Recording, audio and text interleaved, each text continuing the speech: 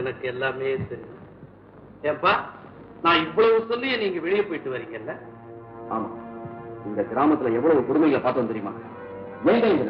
நாங்க கல்மலையை பார்த்திருக்கோம், மண் மலையை பார்த்திருக்கோம்.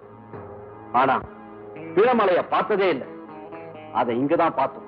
இவ்வளவு கொடுமைக்கு காரணம் ஒரு கல் நெஞ்சக்காரன். அவன் யாருன்னே தெரியல. அவனை கண்டுபிடிக்க வேண்டிய கட்டம் எங்களுக்கு வந்துருச்சு. ஏன்னா இன்னைக்கு அந்த பாவிகளுக்கு மத்தியில ஒரு ஊமையனை பார்த்தேன். ஆமா, அவன் என் தம்பியோட மரணத்துக்கு காரணமா இருந்த மர்ம கூட்டத்துல ஒருத்தன். அப்படின்னா அந்த கூட்டமும் அந்த கூட்டத்தோட தலைவனும் புரிதலா இருக்கணும்.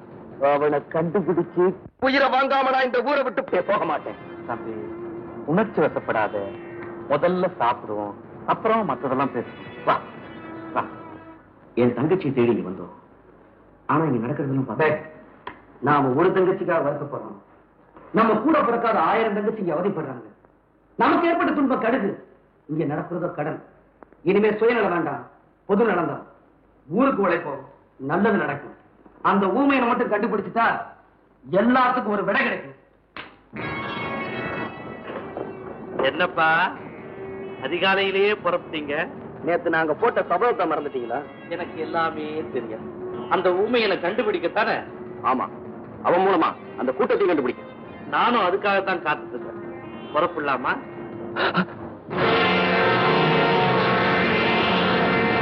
ஏன்பா, இவன் தான் ஊமையனா? என்ன அது கொடுமை? என் தங்கச்சி சாவுக்கு காரணமா இருந்தவங்களை கண்டுபிடிக்க நினைச்சேன். அதுக்கு ஆதாரமா இருந்த ஊமையனை கொண்டுட்டாங்களே. எங்க உங்க கையில சிக்கிடுவானுட்டு அவனையே தீர்த்து கட்டிட்டானுங்கப்பா. அப்பா, கொஞ்சம் ஏமாந்தீங்கன்னா உங்களுக்கு இதே கழித்தான்ப்பா. எதுக்கும் உங்க ஊரை பார்த்து போயிடுங்கப்பா.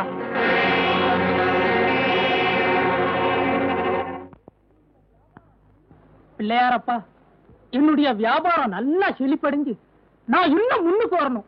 இந்த ஒரு கடை இல்ல, இதே மாதிரி இன்னும் 10 கடையை நான் திறக்கணும். அதுக்கு உன்னுடைய அருள் தான்ப்பா வேணும். ஐயோ, என் கண்ணு தெரியல, என் கண்ணு தெரியல.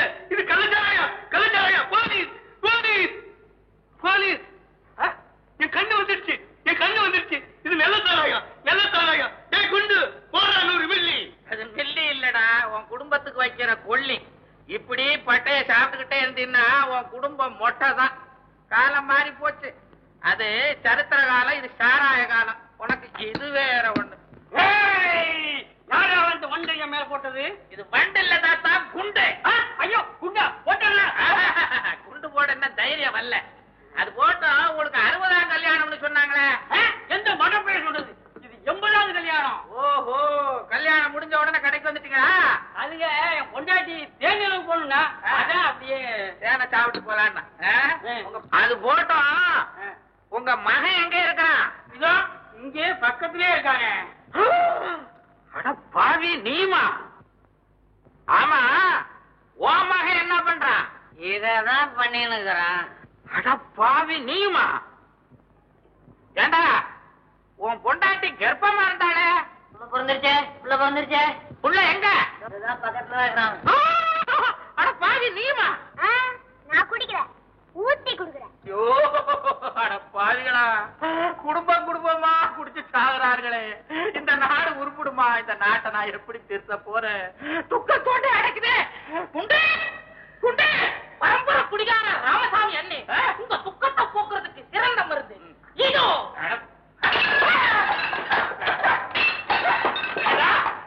என் துக்கம் இந்த சில்லறையில போவாடா. மொத்தத்தை கொடுக்கணும். இதோ இதோ.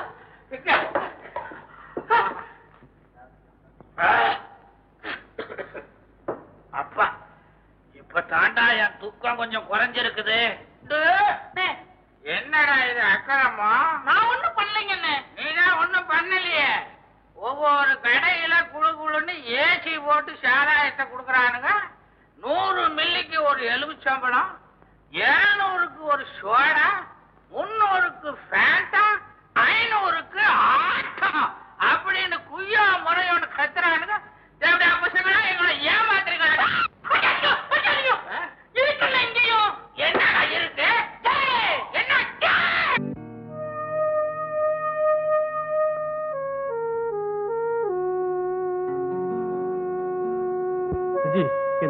கிடைப்பாளடா. கவலைப்படாதடா, உன் தங்கச்சி நிச்சயமா கிடைப்பா. ஐயா ஐயா ஐயா ரவி, யாரோ ஒரு பொண்ணு கூப்பிடுறாடா. போடா, சாராய கடை வாசல் நின்னு ஒரு பொண்ணு கூட்டா அது சரியில்லைன்னு அர்த்தம்டா. வாடா. அந்த பொண்ணை பார்த்தா அப்படி தெரியலடா. வாடா அண்ணா.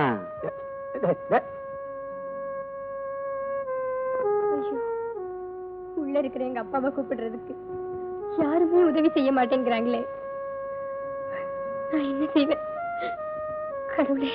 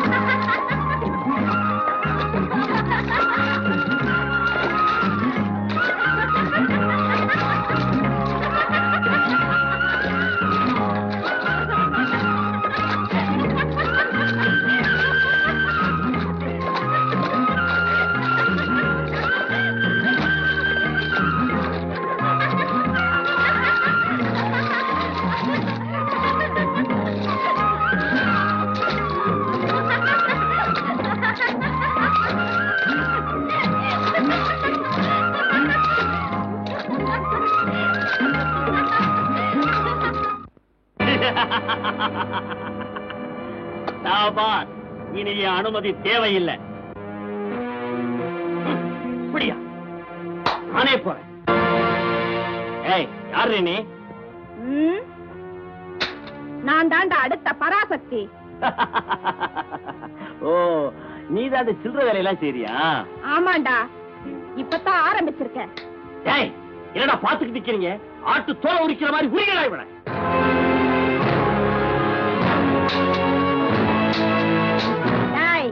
இது அடுப்புதுற பெண்கள் ஆட்சி செய்யற காலண்டா.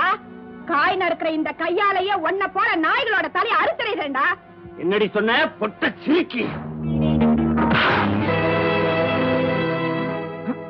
எங்கடா அந்த பொண்ணை காணமே? அதோ போறே.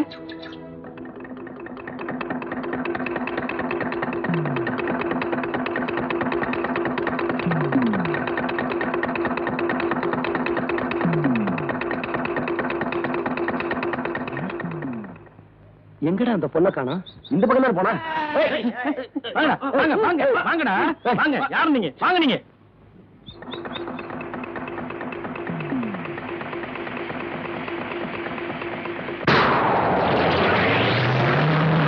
யார் நீங்க? அதைத்தான் நானும் கேட்கிறேன். நீங்க யாரு?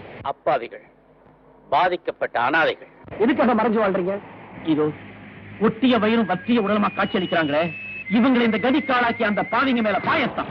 எங்களுக்கு ஒண்ணுமே புரியலையே. புரியாது. இந்த ஊர்ல நடக்கிற அக்கிரமத்தையும் அராஜகத்தையும் புரிஞ்சுக்கிறது அவ்வளவு சுலபம் இல்ல. ஆமாம்பா, இந்த வாயில்லா பூச்சியுடைய சொத்தையும் சுகத்தையும் ஒரு திருட்டு கூட்டம் கொள்ளையடிச்சிடுச்சு.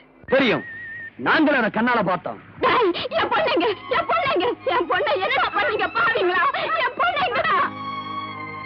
இந்த அம்மாவுக்கு கொள்ளையடிக்க வந்தவங்க இந்த அம்மாவோட ஒரே மகளை கொலை செஞ்சிட்டாங்க. அன்னிலிருந்து இந்த அம்மா பைத்தியமா அலைஞ்சிட்டு இருக்காங்க. அது மட்டும் இல்ல, அதோ பாத்தியா, இவன் கொள்ளைக்காரங்க கையில நியாயம் கேட்க போனா இப்போ கையையே எழுந்து நிற்கிறான். போது நிறுத்துங்க. இந்த கொடுமைகளை அளிக்க வழி இல்லையா? இருக்கு. அதுக்காகத்தான் இவங்களை எல்லாம் வீரர்களா உருவாக்கிட்டு இருக்கேன். அதுக்கு எங்க உதவி உண்டு. என் தாய் மேல், என் தமிழ் மேல், என் உயிர் மேல் ஆணை. இது சத்தியம்.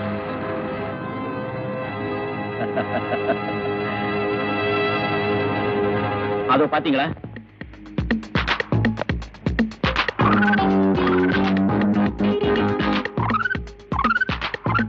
இவங்கெல்லாம் நமது கூட்டாளிகள். வரும்போது மனிதர்களா வந்தோம், போகும்போது வீரர்களா போறோம். நீங்க காட்டுல, நாங்க எதிரியின் கூடாரத்துல. வாழ்க நமது கூட்டம்.